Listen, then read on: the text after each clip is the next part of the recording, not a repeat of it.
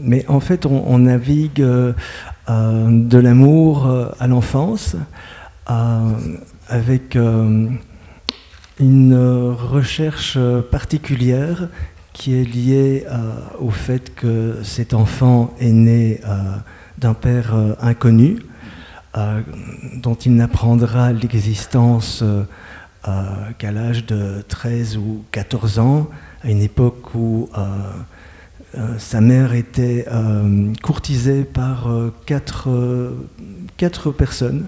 Le président du tribunal correctionnel de Verviers, le vice-président du tribunal correctionnel de Verviers, le premier traducteur du tribunal correctionnel de Verviers et un homme que moi j'appelais Pompidou parce que je trouvais qu'il ressemblait à Georges Pompidou et que son prénom apparemment était Georges.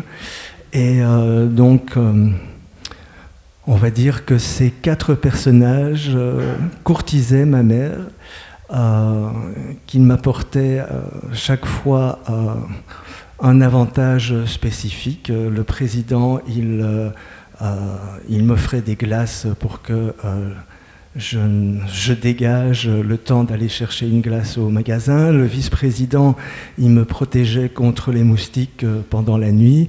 Le traducteur, il m'apprenait à jouer aux échecs, ce qui me sera très utile dans la vie. Et Georges Pompidou, lui, il avait un rôle un peu à part. Voilà, il m'offrait des cadeaux. Il venait 2 fois par an aux alentours de Noël et aux alentours de mon anniversaire. Et ces gens étaient vraiment des périphériques, on va dire, de ma mère. Et à 13 ans, on m'a demandé, les voisins, les amis se posent des questions. Dans les années, fin des années 60, milieu des années 70, mais qui est ton père? J'ai été posé la question à ma mère et elle m'a dit, lequel tu préfères?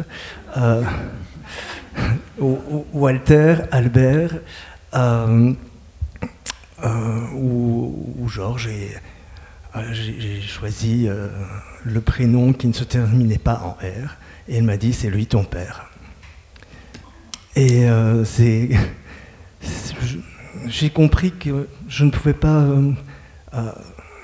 avancer dans mes questions, que je devais prendre cette réponse comme étant définitive.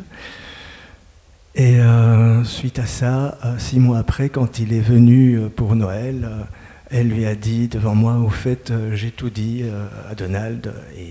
Et alors, à partir de là, il est devenu très, très, très, très rouge. Maison de